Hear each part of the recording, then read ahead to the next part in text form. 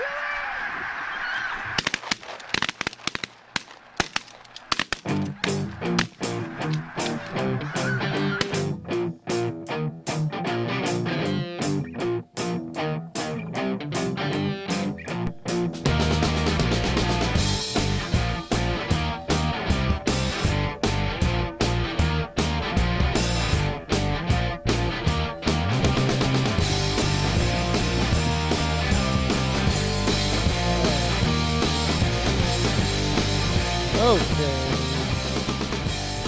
3, 2, 1. Boom, and welcome to the Big Honker podcast from the free state of Texas. I'm Jeff Stanfield with the world famous Andy Shaver.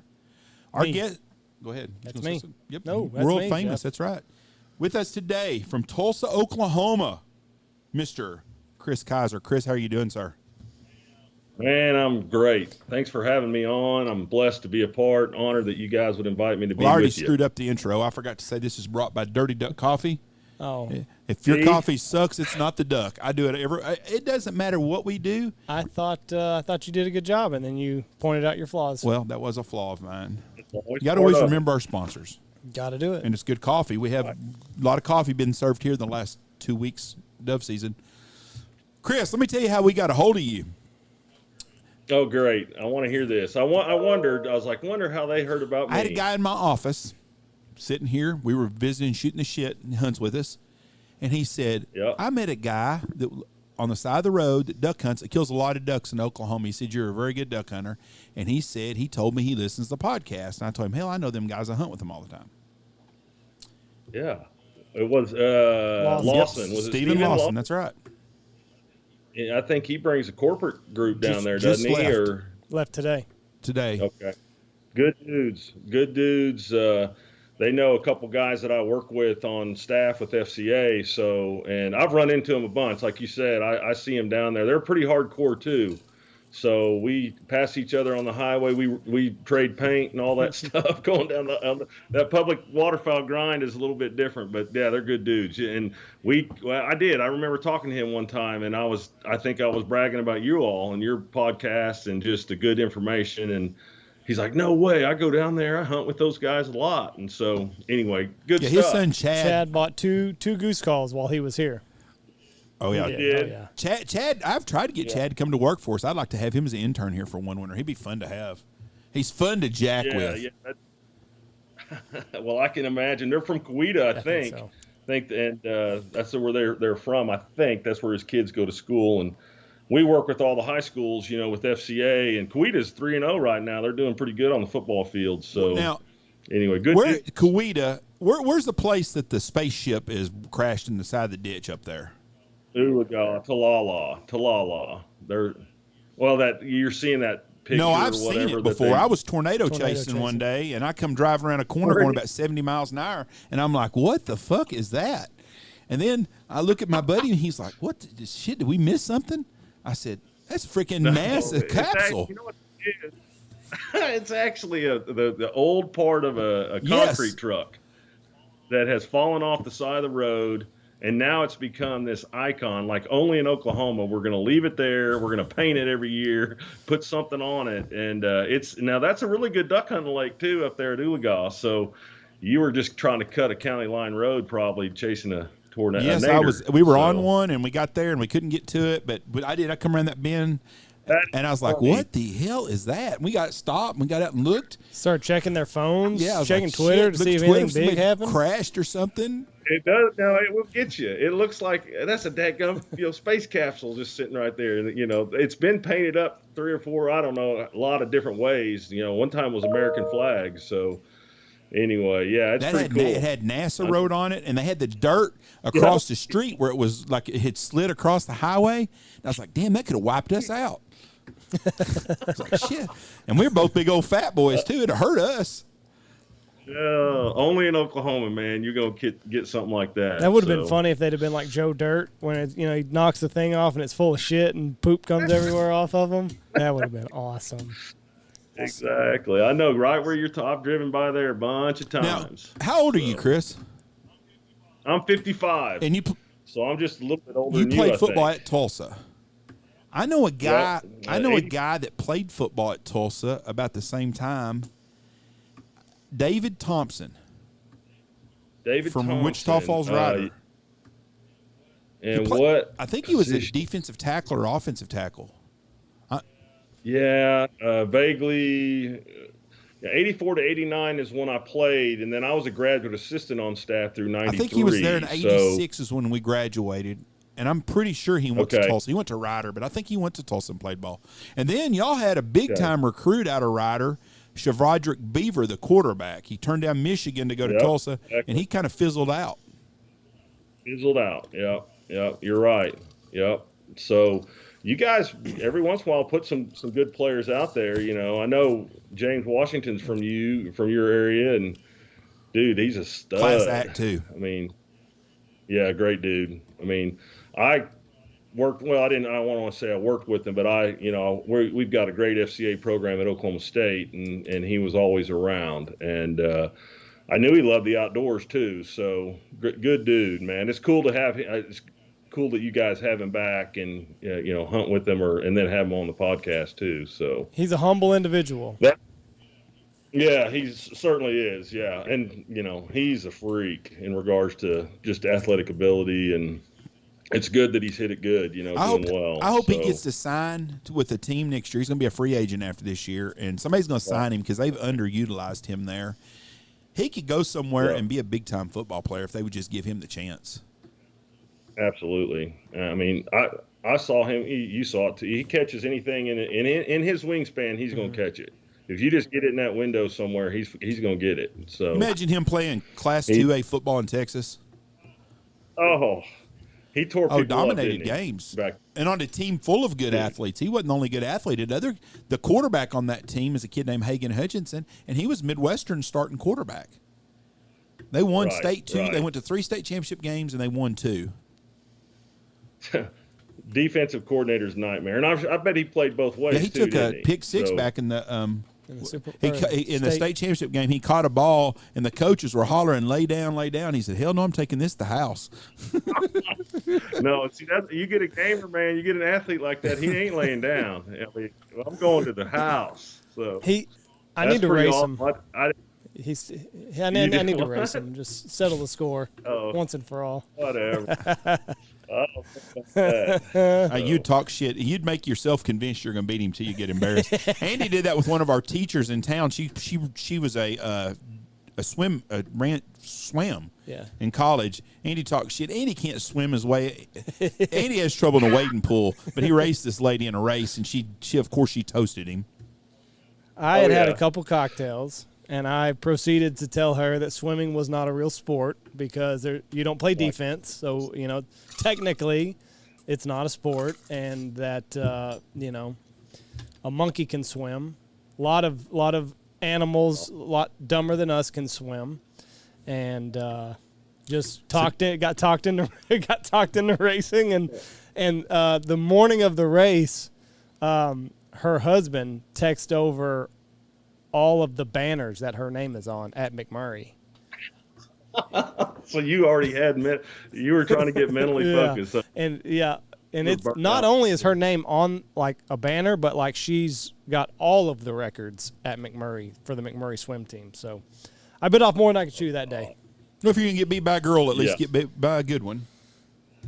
Yeah. Well, you go on foot race with James Washington, and you only think you're world famous right now. That will be real world famous. Andy couldn't even win a foot race at our house Christmas morning with his brothers, so he is not gonna. Jeff, I rise to the occasion. I can only imagine. A lot of competition. Man. So, you're duck hunting. You're public hunting. Yes, all my life, all my career. 40 years of it, 41 years of it, something like that. I don't want to count anymore. Do you hunt out of waders every day? I do. God I laugh at you. Andy all the time, man. Dude, he hates water hunts and he hates waders, and that's all we do. So you would not like what we do. So I had to wear waders this morning. I hated every bit of it. I bet you did. I laugh at that, and you got a following of guys that laugh too, but. We're just part of it. We're used to it. I'm a fat guy, so it's hard to find waders for me. So that's the truth. Waders are not. Being fat sucks. It does. There is nothing good about being fat, but you can't go to an amusement park, you can't ride on an airplane, and you can't wear waders.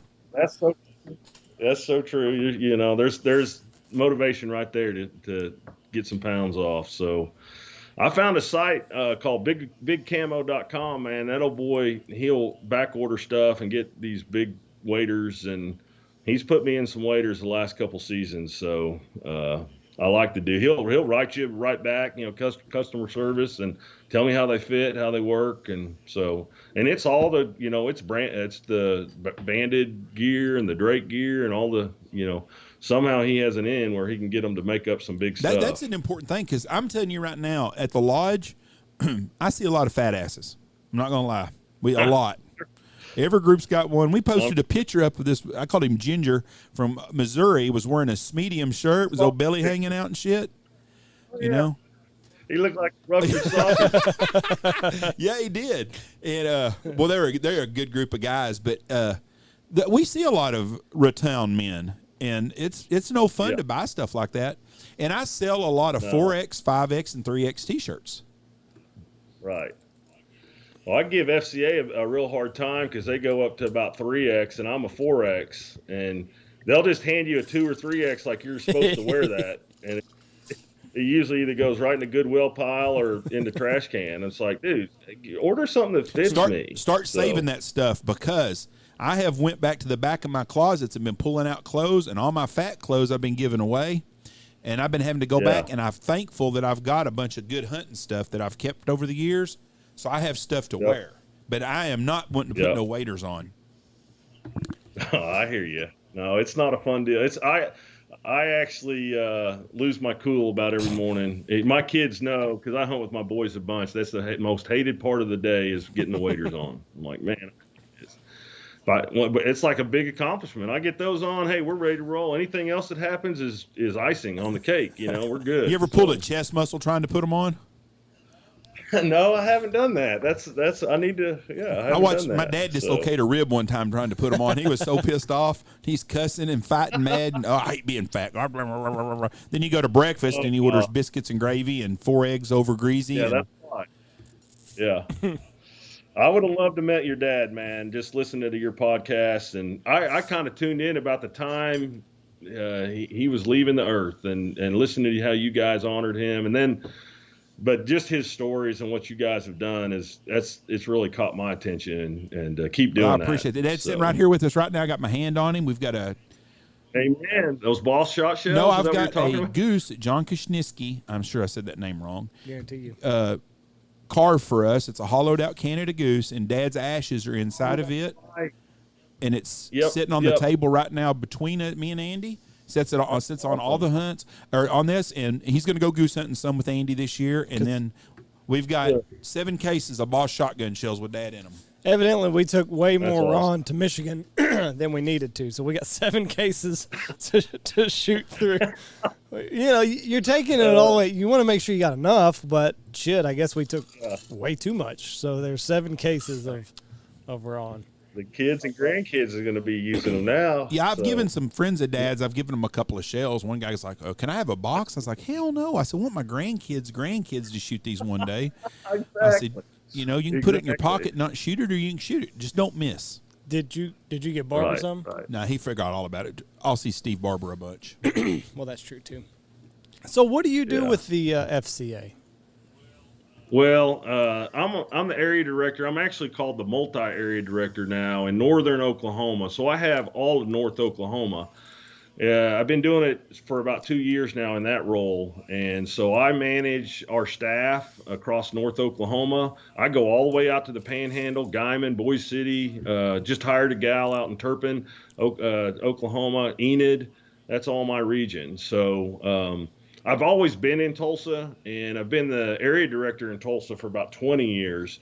And just started in the field doing the frontline work, visiting schools, coaches, athletes, helping the huddles, the campus ministries happen, and just have, stuck around long enough. I'm one of the last guys standing in Oklahoma in regards to 30 years on staff. So, but now, we have 11 people here in North Oklahoma that kind of help the ministry happen and make it work. And so I'm just running with them, man, just loving on them, serving them, helping them do FCA. So, are there any schools that have ever not allowed you on campus? not really in Oklahoma. I mean, we're in the buckle of the Bible Belt, as you can imagine, and it's real. I mean, if you look back at the history of FCA, it was founded here in Oklahoma. In Stillwater with the coach Don McClannon that had the dream or vision back in the 50s to start FCA. And so it's such a strong legacy and a tradition. Now we have to, you have to follow administrative guidelines, and you've got to make sure that you get the blessing of the school administration and the principals. But with the freedom of choice, I mean, we're able to do that. And Oklahoma's really awesome and just allowing that. And there are some hoops kind of you got to jump through, legal, issues. But when a student, athlete, or whatever, if it's a free choice for them to come, they're allowed to come, and they're allowed to attend an FCA meeting on campus. And all of our schools, almost all of them, are what they call an open campus. So if there's any club, whether it's English or history club or whatever, German club, FCA is allowed. So for people that don't know, FCA is Fellowship of Christian Athletes. And Yep. What do you guys do at the school? Because here in Texas, I bet you had it at Knox City. Yes, Did you not have it at Knox we City? had. But for people that might not be familiar with FCA, explain what it is and what you guys do. It's now what we call the world's largest sports ministry. So it's a sports-based ministry. We use the platform of athletes and coaches to share the gospel.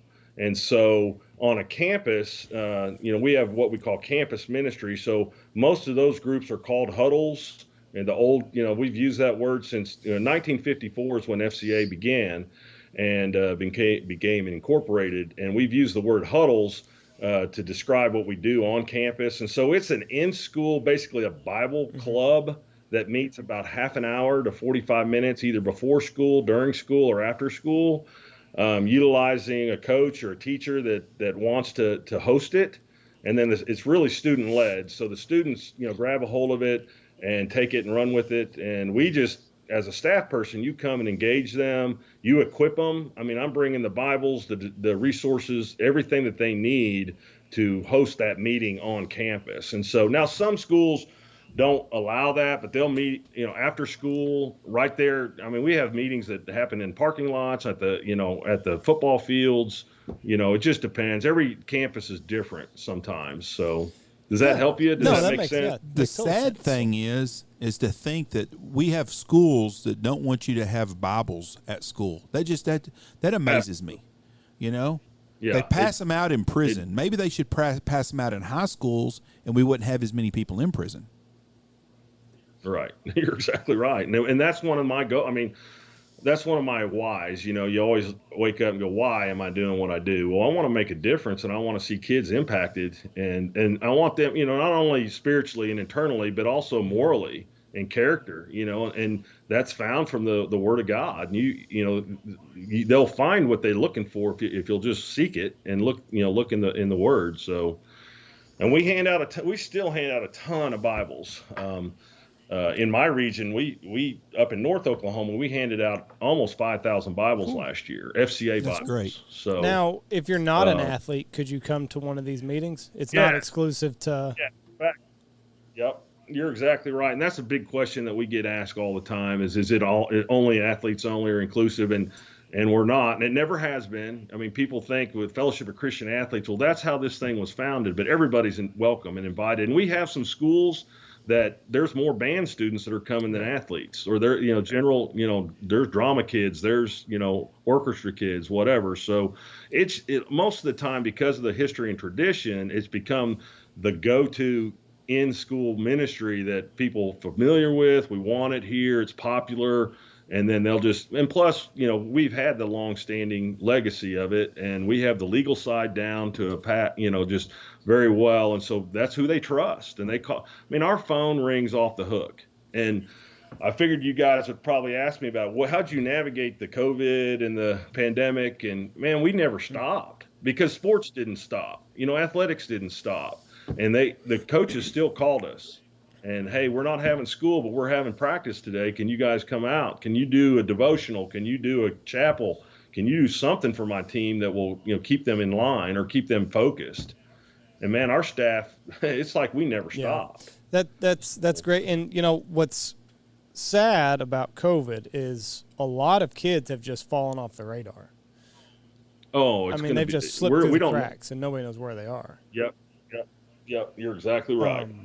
And I think we're going to see some long-standing problems and results down the line. And that's something that hasn't changed either. There's a lot of places kids still really are not back to normal school-wise. In Texas, we've been fortunate enough. Our kids went to school all of last year, and they've went this year. Yep. I think we were in Michigan or somewhere. Anyways, we were somewhere, me and Michelle or the family or somewhere. We were on vacation, and they were talking about their kids hadn't been to school in like 18 months. And I was like, gosh almighty. Wasn't that did Knox City ever close down? In 2020, we did. We went to spring break, and then that was it for. Yeah. Was it 2020? Yeah, it was 2019. We were closed for March, April, and May, 3 months. Yeah. But then the next school year you started, that September, you guys started, and then pretty much stayed in. We shut down for 2 weeks in September, October. Yep. We had an outbreak in the school, and then after that, we've been open ever since. And we've got kids with it now in our school system, and those kids stay home. Yeah, exactly. And that's probably what the policy should have been. But, we had the same thing. I noticed I took over all of North Oklahoma about the time the pandemic started, or just before that. And Western Oklahoma from I-35 West, they never closed. They kept functioning, kept doing life, and kept schools open. Now over here in Tulsa and Oklahoma City, man, they closed it all up. And Tulsa public schools didn't start until after spring break last year, April. So we just had to figure out how we were going to navigate that environment with those schools. But Western Oklahoma, the Panhandle group, man, they didn't know what it was to be closed. And we're trying to learn how to do things on Zoom and virtual learning and all that, and not everybody on the west side of the state. If we took politics out of this and just did it just on common sense, everybody and everything would be open in our country right now. They would tell people, if you're sick, you go home and you stay home. But that's it. But the driving force in this is not about the people or the kids, because these kids are never going to recover, a lot of them.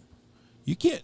No, it's tough. Yeah, especially these kids that are really young, that are 5 to 10 years old. You take 2 years of them being in a classroom out of it, and they're way behind, because most of the parents don't want to homeschool their kids, and I would be one of those parents. But my kid, I would make him get an education. There's a lot of parents don't care.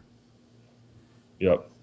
That's the sad part about it. So my wife, she's a lifetime educator. She's a 4-year-old, pre-K teacher. Bless her heart. And now she's a teacher.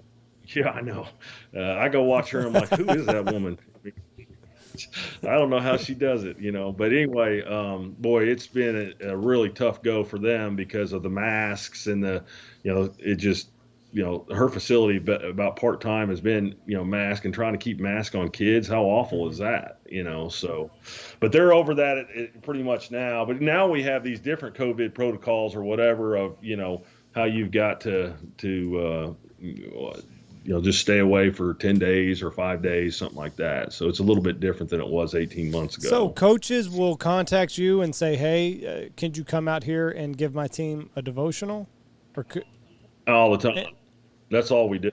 Yeah. And then, so how far, like, if they call you, do you have like a radius of where you'll go? Or if they're in Western Oklahoma, do you call somebody and like, hey, Guyman wants somebody? Right. We have a program that FCA has a character coach program, and we're looking for volunteers. We're looking for, let's say a lay pastor or a student pastor, somebody, hey, do you want to help us get in, with these schools? And we have a program, we have a background check, we do all of that to let, volunteers go, because the need is huge, and the call and we get calls, like I said, all the time. So, and our staff, like I said, we have 11 here in North Oklahoma, and they have about a 45 to about an hour radius that they can make it to, and you just got to juggle that schedule, and then if you can, find volunteers to help you. So, and that we're a huge volunteer-based ministry. In fact, 90% of what we do is volunteer-based. Right. So, in fact, that coach that's in the school, if he's hosting FCA, he's a volunteer. We're just giving him the resources to do it. So, my question is how does this make money? Is it donations? How do we?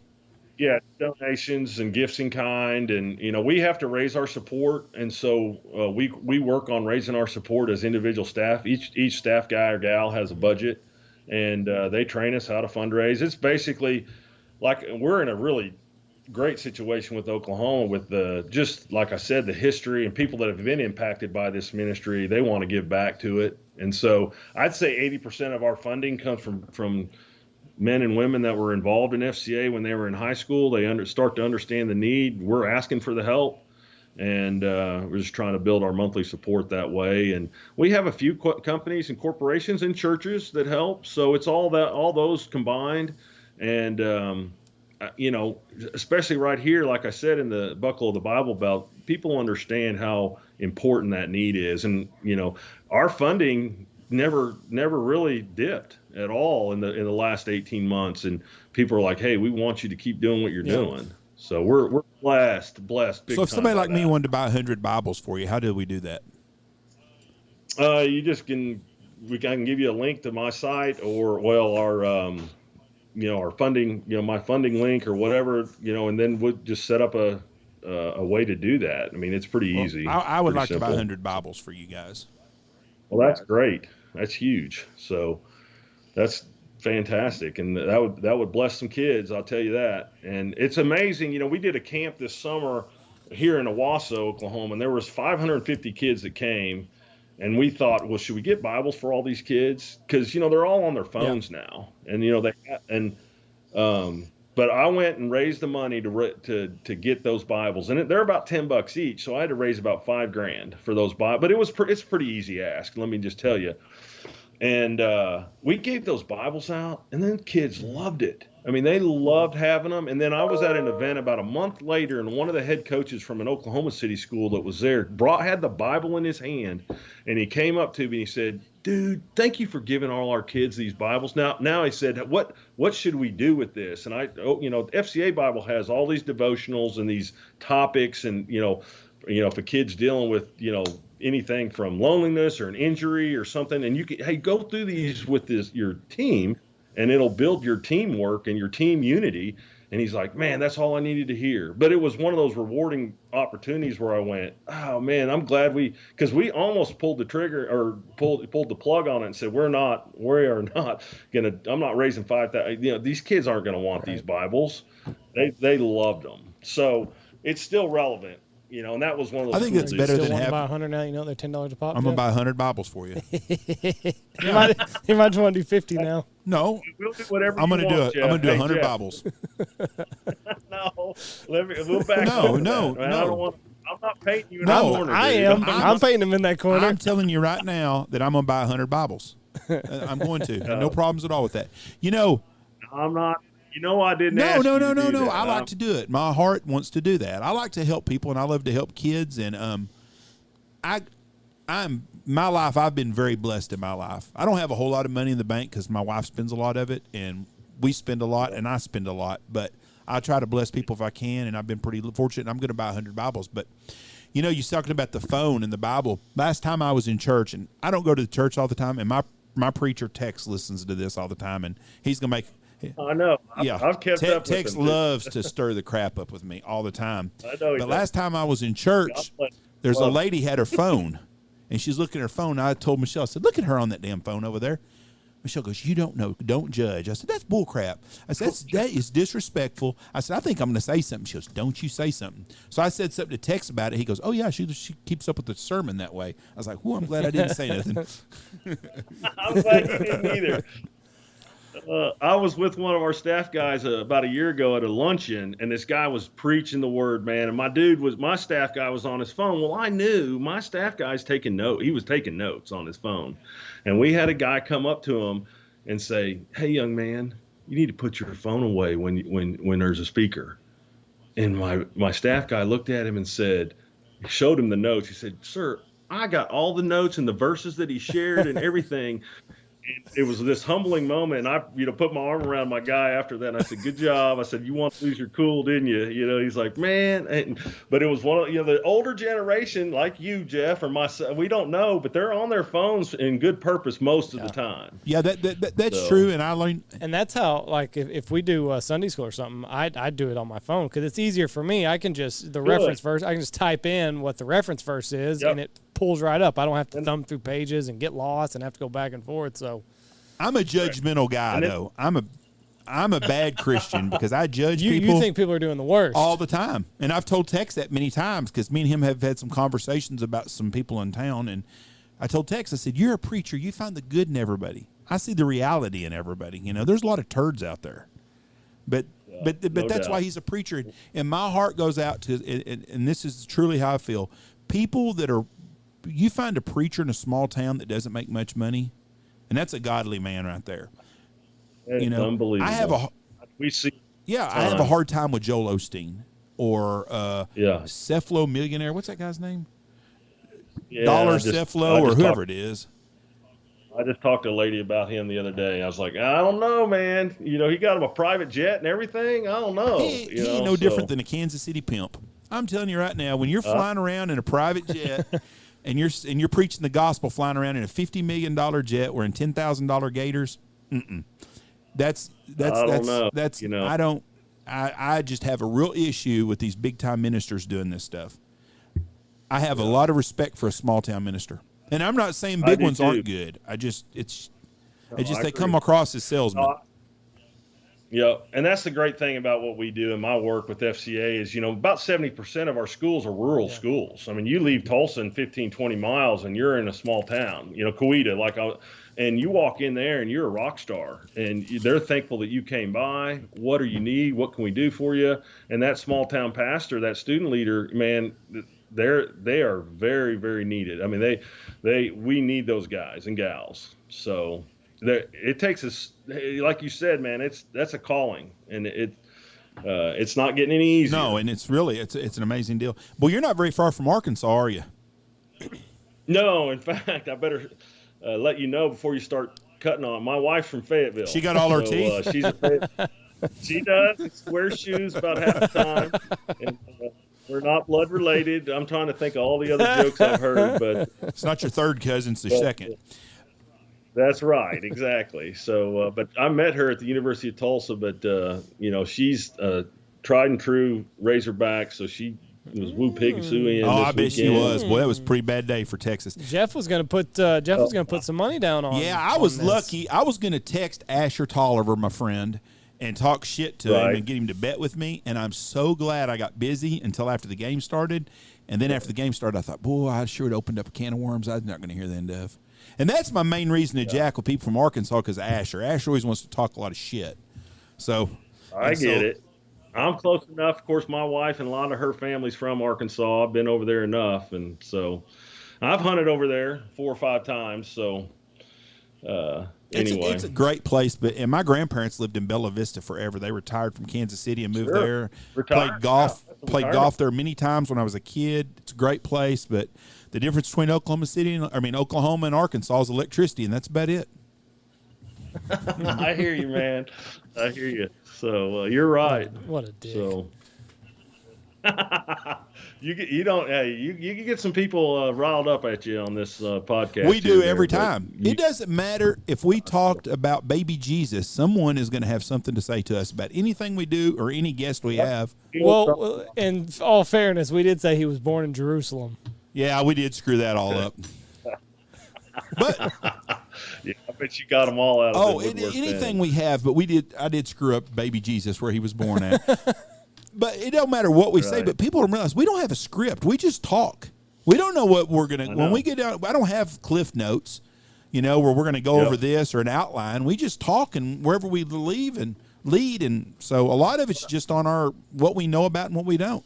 Thank God me and Andy both read a lot.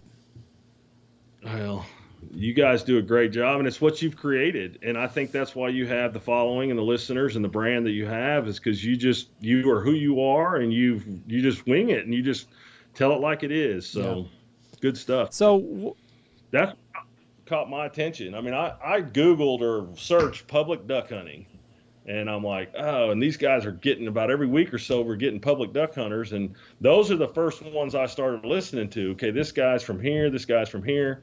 And that's what got me on. And then I saw guys like Ted Nugent and Bill Dance. And, then I heard, about your dad I went back and listened to the Ron, all his stuff. And so anyway, you got me hooked after that. We appreciate that. Let me ask you this. We're going to talk public duck hunting because I do want to talk about that some. Yeah. Let's talk about scouting. How do you you're hunting public water. What keeps some yahoo from being at 2:00 in the morning where you're wanting to go at 3:00 in the morning? They're doing it all the time. What do you do? I mean, sometimes you got to decide, you got to make a decision. Am I staying the night here? Is it worth staying the night?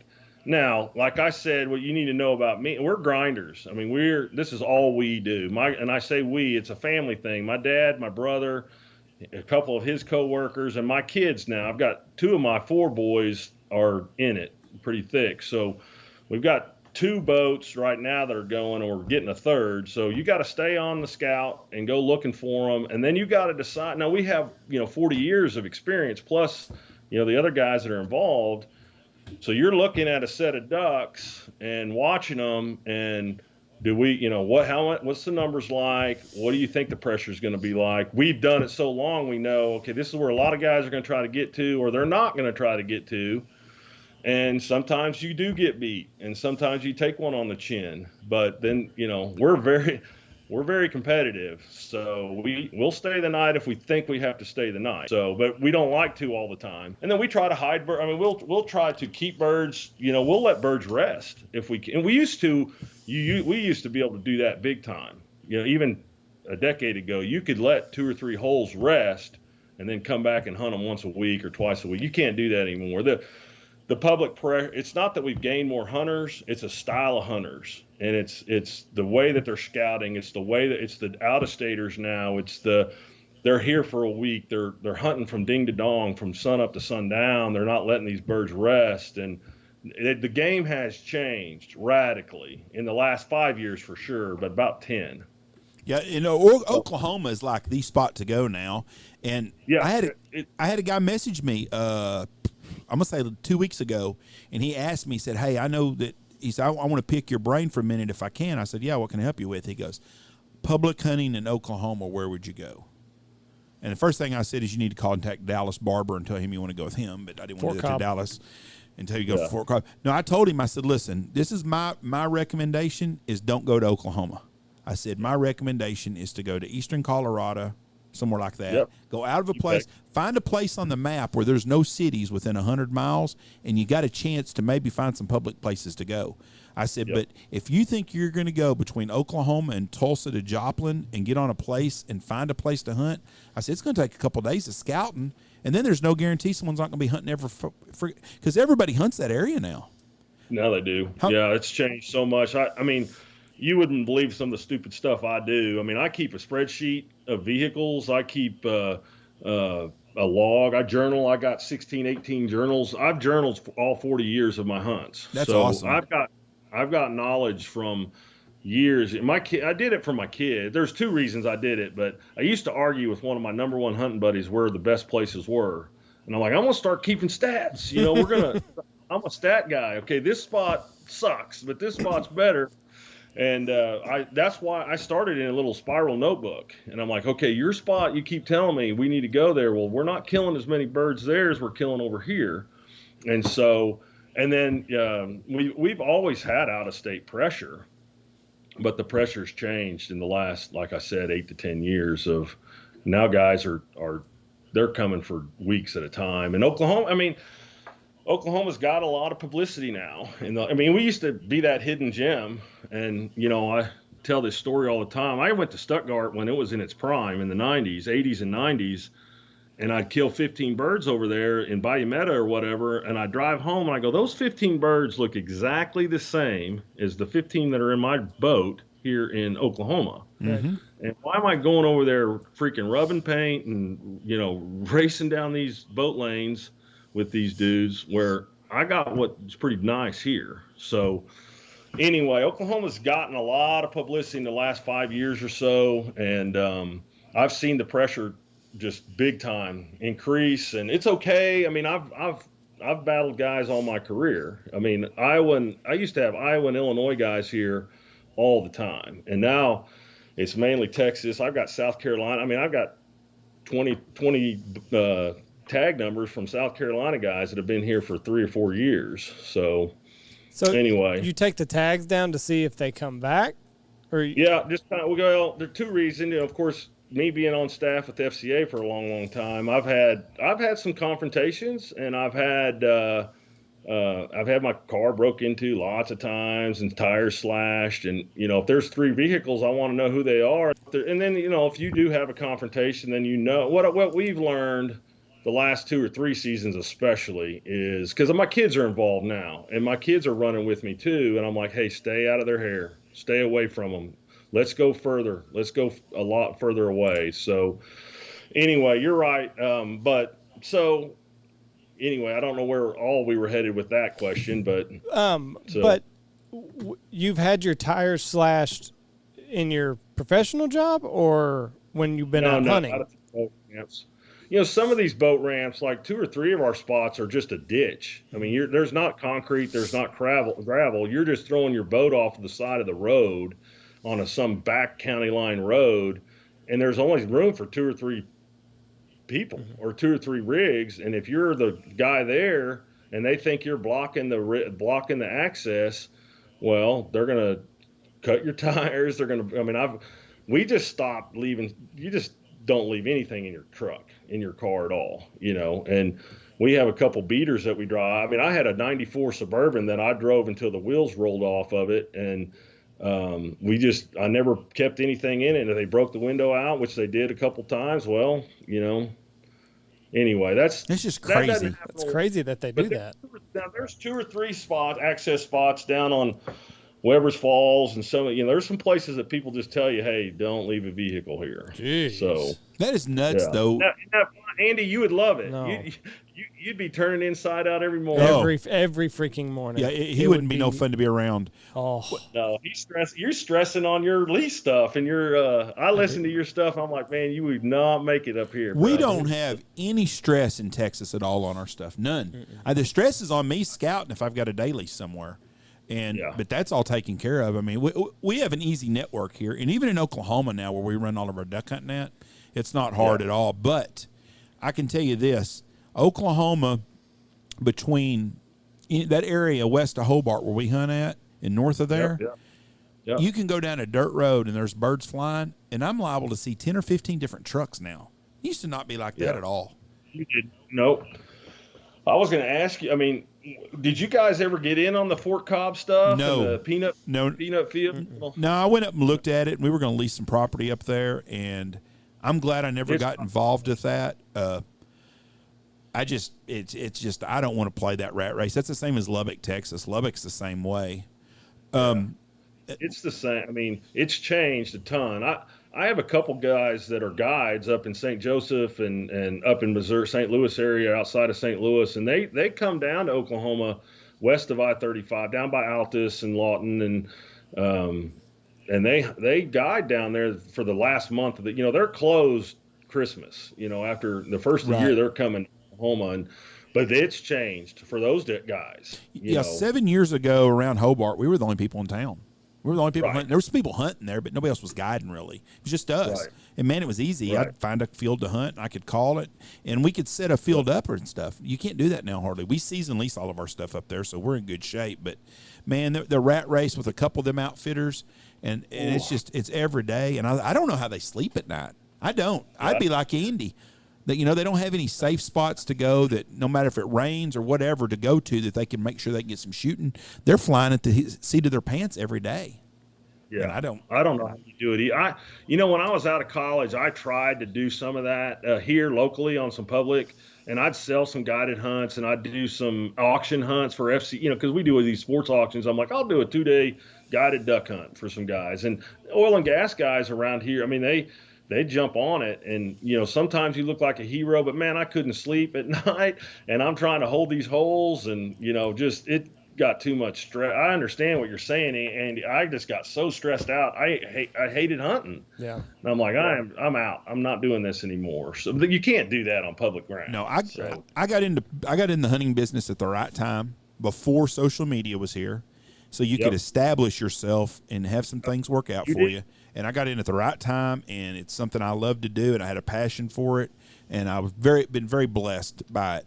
Yep. But the game has changed a ton since I've been in business. Right. No, the public hunting game has changed so radically, it's almost hard to keep up. You better adapt or die. That's kind of our mentality. You better adapt or die. How are you going to adapt? And it's caught some guys off guard. There's some guys that have thrown the towel in and say, I'm done. I can't hang with it. And like I said, our big mantra right now is let's just go further away, stay away from some of these high access points. And we keep trying to, and so far so good. But I don't know if it's going to hold up. I really don't. I mean, I'm scared about it. But so far so good. We've been able to stay out of the rat race some. Now, we're always going to go back and check those hot spots. I mean, I've got a network of guys that we're running 3 boats or so, and someone's going after we finish our hunt. We're going to go look at 2 or 3 spots. And even if there's 15, 20, 25 cars there, we're running that river, or we're going to run that lake, and we're going to look. But for the most part, man, that pressure, it doesn't take long. I've listened to some of your podcasts where you bring these biologists on, and these dudes are spot on. The pressure has changed these birds radically, and I've seen it, and we've had to change our game. And I'm hunting 30 foot of water now. I'm hunting rivers that I've never hunted. I'm hunting bluffs where the ducks are going to these places where I've never seen them before in 4 or 5 years. And now they're there, and we used to run past them. We're like, hey, there's 1,000 or there's 500 sitting over there. Well, let's keep going back to these buckbrush flats or this flooded timber or this little cut. And one day my brother about 10 years ago said, screw it. Let's just hunt them. Let's try to hunt them. We had like 8 decoys that had 20 foot of line on them. And that's all that would, and we threw them out, and I couldn't even get the boat hid fast enough. And then freaking mallards were just piling in. He had 3 birds down before I could even get the boat and get back there. He's like, dude, they're just coming right back. I'm like, well, hold on, don't shoot mine. Yeah. And so we started doing, and then next, about 2 days later, I was running this river, and I saw the same thing. I'm like, I'm gonna pull over and try it. Sure enough, man, I couldn't even get the tarp over the boat, and I'm killing birds. I'm like, all right. So now we're just, and I don't mind sharing that. I mean, you better adapt or you're going to die. Earlier, Andy said the hunter numbers haven't changed any.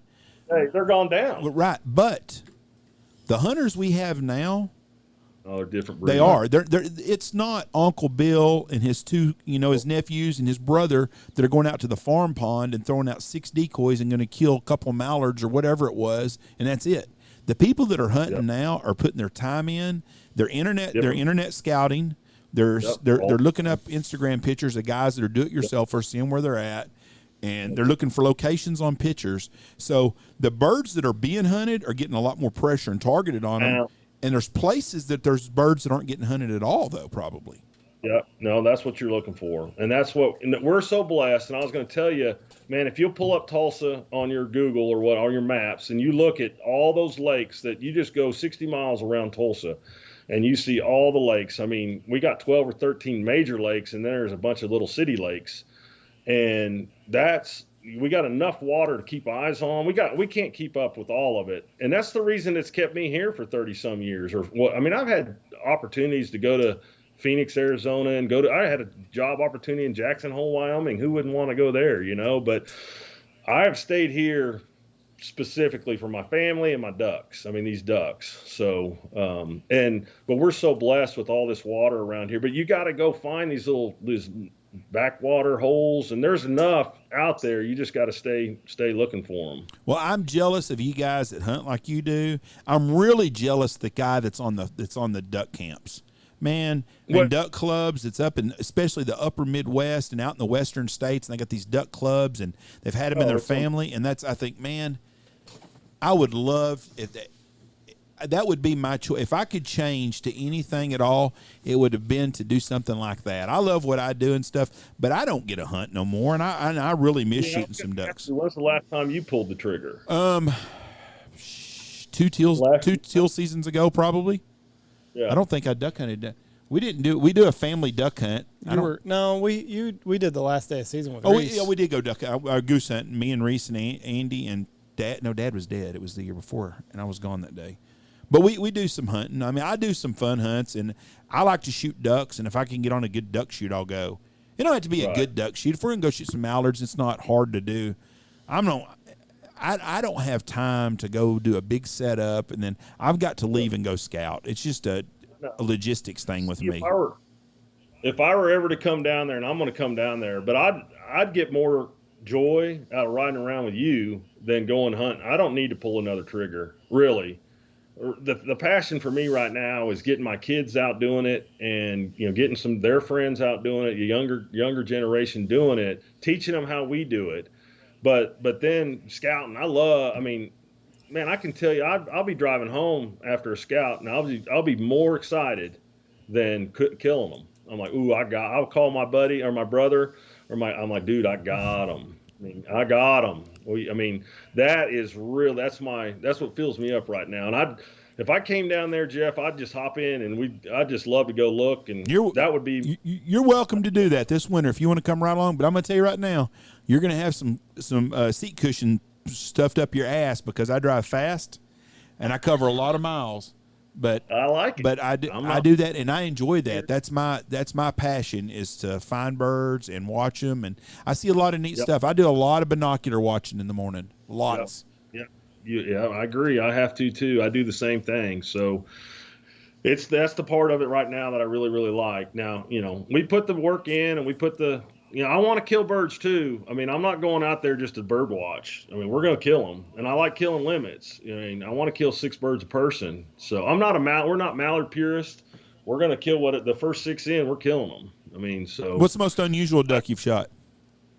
Most unusual, we shot a black duck in 2015 or 2010, and it was with a big, huge group of mallards, and it was a prize. Couple canvasbacks maybe.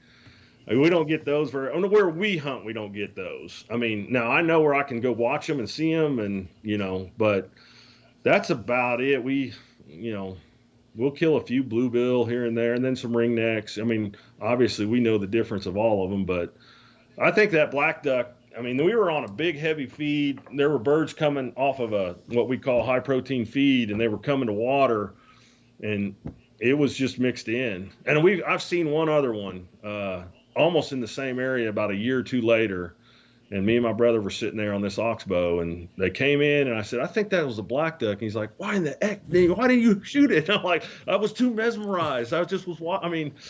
But we don't get those here very often. We have never killed a black duck since I've been in business. The big cold snap in 82 or 83, I can't remember which year it was, me and Tony were little, and we hunted with my dad on a dairy, and we killed a dozen or two that winter. But it was super, super, super cold, and we shot a few of them. We've killed some Mexican ducks or mottled ducks, whatever you want to call them. Yep. We kill a few of them here every year, but we don't. What's really weird, and you shot a cinnamon teal today, didn't you, Andy? Mm-hmm. Chad. I think Chad shot it. We've shot some cinnamon teal the last 4 or 5 years. We've shot cinnamon teal every year here. Now, I said this the other day, and a guy calls me the next day, hey, we want to book a hunt, and we want to shoot cinnamon teal. That ain't going to happen. You're going to have to be the right guy at the right time, but we will kill a cinnamon teal probably again this year. Yeah. And how's your teal holding up? I know you had them early. Have they stuck? They're getting thin. It's getting thin. We need a front. Yeah. We've hunted the last couple of days, and it's kind of, the best day was Saturday, I guess. Saturday or Sunday. One of the days. Anyway, but a little bit of pressure in those little bastards. They start looking for other holes to sit on. So we need we need a front. It looks like we're going to get a front next Wednesday. Yeah, that's what they're talking about. So, well, they stacked the teal up in Louisiana. I saw a guide service, Katie Verbeau, that was on the podcast with us. She had some on Instagram. She said they killed 888 last weekend. I was like, God, that's a bunch of hunters. It slammed them. I know. I had some buddies call from East Texas, and they're like, "Hey, we need some more guns." I'm like, "I am not driving down to East Texas to shoot teal."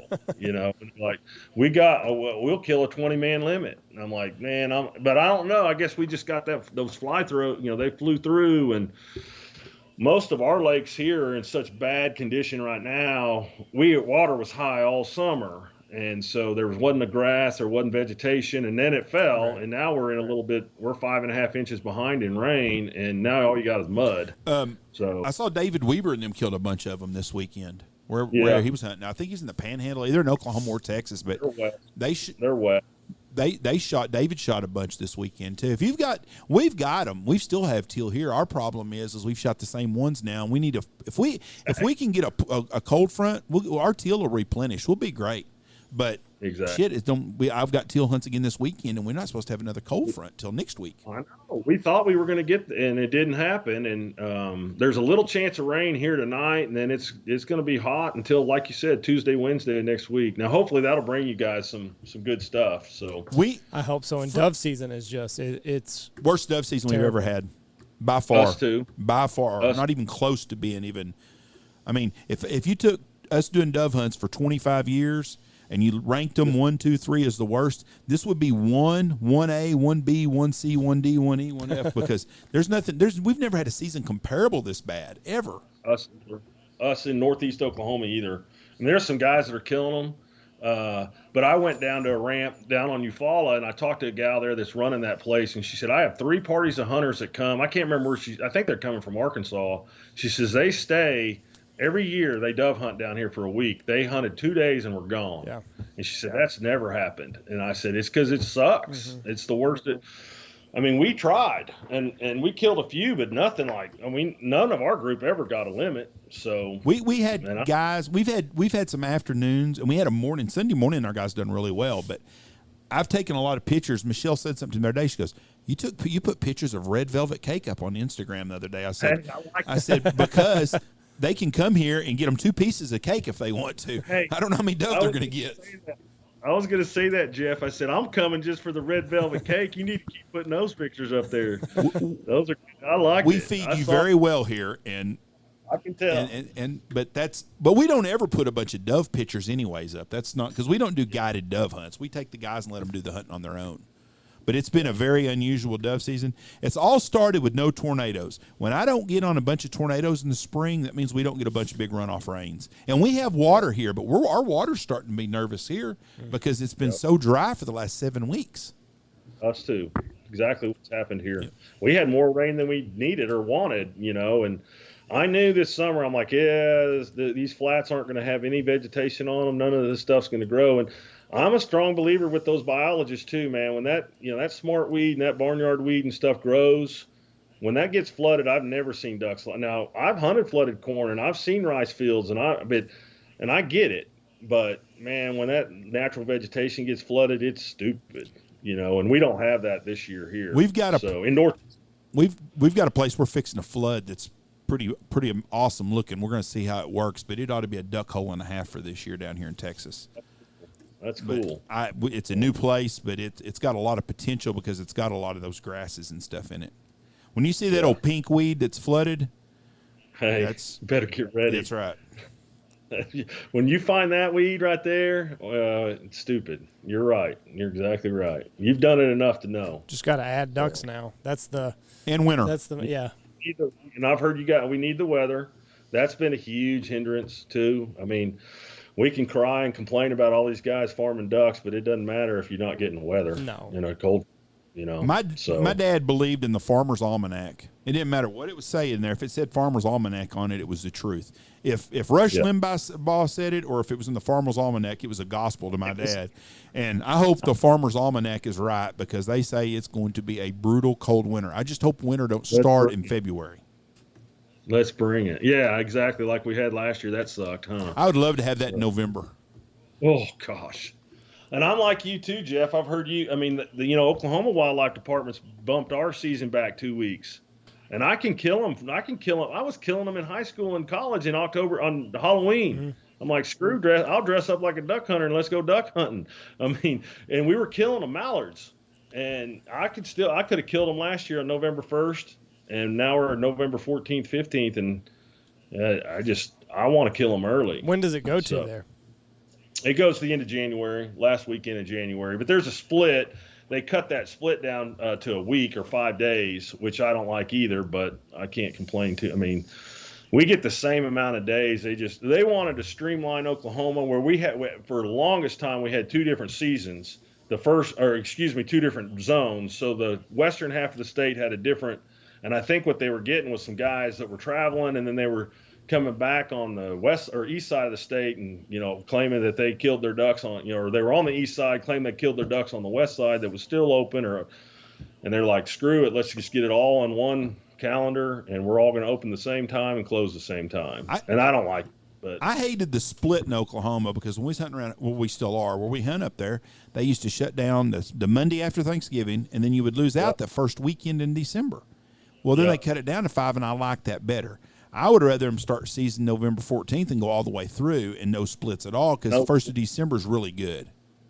See, we started depending on that split just to let them ducks rest and give them a little bit of a breather. And a lot of times, like you said, we'll get a nice push that first week of December, and then they'll stack up. And it just always seemed that second half opener was a banger. But it's not that way. I mean, I agree with you on it. I can do it whatever. If you give me – I still need a rest. The older I get, the more days off I want. I'm like – dude, this is crazy. I can't keep doing it like this. But see, I got to go home for 10 days because I take care of our Oklahoma stuff, so I'm back and forth a lot. So for 10 days, I didn't have to worry about going up there. Now that we've switched to the other one, I kind of miss the old one because it was easier on me.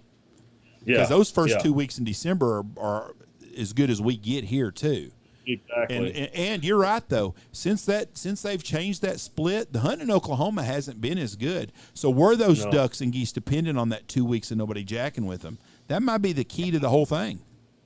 I think so a little bit, but that's me being selfish, and I want them to rest a little bit. And I want people to, my thing is, I mean, I have my own definitions of stuff, but I mean, I need a pure scout. I don't want anybody else out there running around in a mud rig scaring these birds that I'm trying to look at, and they just need a rest. And, the mud rigs and the mud rig crate, they're loud engines. Those birds move from that pressure. And now you got all these dudes, like we said, they're a different breed of hunters, and they can get to places that we used to sneak a canoe in or a, kayak or whatever. Man, they're running that rig right up in there now because it's a 4-wheel drive on water, and with that pressure and the loud, motors and at night, and just those ducks have changed their patterns. And I wanted them to get that rest. Give them 2 weeks just to catch a breath. Well, especially in Oklahoma, because when you get to western Oklahoma's different in Texas in the size. Like in Texas, it's not unusual to find 20, 25,000 acre ranches. Most of and I'm not saying there's not some big ranches in Oklahoma, because there are, but most places are a section of land and it's got 2 or 3 farmers on some of them, and then but there's a lot more different people, so people are having access to more property. Those birds never get a rest there.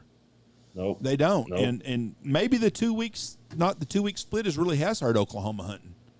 Yeah. I think it has, in my opinion, but I see the difference, and I see that, man, I can go out. I mean, like last year, I was telling the crew I was with on that second half opener, these are the same dang birds doing the same dang thing. When they just get used up and they're skittish and they hear that hail call and they're gone. I mean, they go straight up, or, and it's not like you're doing anyway. It's like, man, they didn't get a rest. They didn't get anyway. So, but weather's the key too.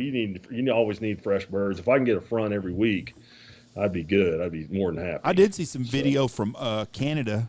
Brendan Hudson had some. I think he's in Canada. And he showed him shooting the shit out of the ducks in the fields. I'm thinking, boy, that looks fun. Looks damn fun.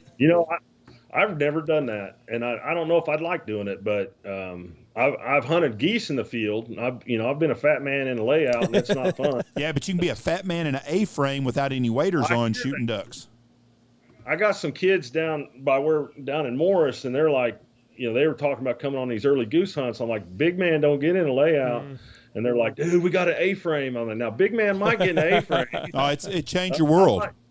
You get me a bucket and I can stay up. I might do that. And they're like, come on, man. They want me to come down there so bad, so I might have to join them on the A-frame hunt. If you ever get on a dry land duck hunt and an A-frame, I had some coon asses here up in Oklahoma, and we hunted a cowpea field, and it had mesquite brush around it. And this guy looks at me and he goes, "Now you're seriously telling me we're going to shoot ducks right here?" He said, "You can't even." He said, "You can't even see water." I said, "Just trust me." And I parked about a half a mile away from him. As soon as I dropped Andy off, I turned around and parked. I wasn't parked 5 minutes, and the first 3 or 4 mallards fell right in, and they shot them at 15 feet. And they were done in 45 minutes. Really good hunt. We had winter that year and had a lot of ducks. That guy got my truck to go back to his truck. He goes, "I never would have thought in my life we was going to shoot a damn duck." He said, "I even texted my cousin and said, this old fat boy from Texas fixed to take my money for nothing." He thought he wasn't going to pull the trigger. Yeah, and it's an amazing deal if you get a chance to do it. That's awesome, dude. I need to try it. I'm in. I mean, I'll give it a shot on that deal. So, there's just no. I'm just a water guy. I mean, I got so much water here, man. I mean, it's easy for a fat guy, and I'll put. Now, there's been days where I put 40 and 50 miles of boat, nautical miles on my boat looking. So that's a healthy scout. So riding in a boat in the winter does not sound fun. I got a big rig. I got a Sea Arc that's built for it. So, I saved up all my life for the boat that I got, and it's been awesome. So, well, man, you sound like best. My wife gripes about it, but I'm like, honey, you got kids, grandkids. My dad's going. My dad's 78, something like. I use all those excuses to pay for that. Listen, the next investment you got to make is the Shin Gear waders. They can customize your top. I see that. No, I'm very, very highly interested, and so like I said, big guys got to have what fits, and anyway. What they do, that's their big selling point, is they can get your boot size what it needs to be, but they can also customize your top. That way, you're not. See, my big deal is, and Jeff, you might have my calves are freaking bowling balls. Oh, so, Jeff does not have that problem. No, I got runner ankles. I was fast. I was a big guy, but I was fast. So yeah, I know what you're talking about now. You got the big lineman legs. I got them lineman legs, and man, getting them down those sleeves of those legs, man, they get stuck about right there where you need them to go a little bit further. It's like, man, this is going to be awful. So. Well, I don't know if they can customize your calves, but I know they can customize. They might be able to. I might get them. I've got a pair right now that I'm going to work through another season or so, and then I'm going to look into the Shin Gear. So yeah, no doubt. Yeah, they're good guys over there for sure. Yeah, I can tell. Good guys, good customer service. Well, man, you've been a great guest. I appreciate it very much. Man, thank you. Get with me on Instagram next day or two and send me any information where I can send you some money for Bibles. All right? I will.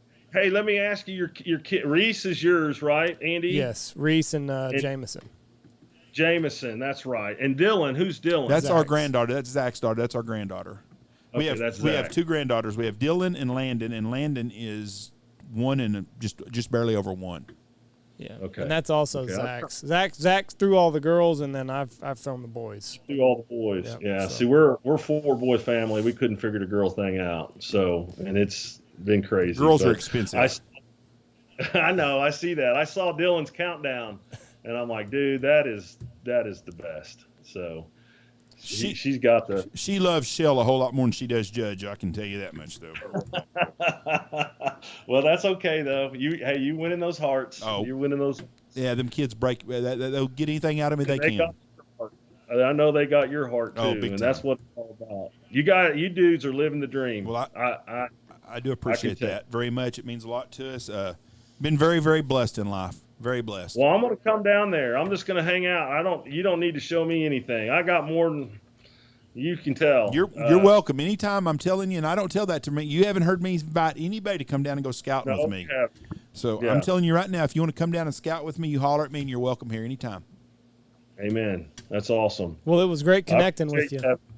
You bet. Thank you. Hey, God bless you, my friend. Take care. Have a great waterfowl season. Send me that stuff on them Bibles, and I'll see you this winter. Okay, man. Thank you guys so much. Keep doing what you're doing. All right. Thank you, sir. Bye. All right. Chris Kaiser. Very good guest. Very enjoyable. Really enjoyed him. Good guy. Does a good thing. Flew by. It did. That means it's a good podcast. When I look over there and there's 15 minutes on the counter, I'm like, oh, this is going to be a long 45 more minutes. No, he's done a great job. very interesting. I hope he comes down. I'd like to ride around with him. I really enjoy having him. Yeah, he's a good dude. Yep, sounds like he's a. Sounds like he gets into them pretty good up there. Yep, so. they say he shoots a lot of ducks. That's what I was told. Really? That's Yep. what they told you? Yep, I don't get people in here that aren't killers, Andy. This is a podcast for killers. And you got the biggest one sitting next to you every time, Jeff.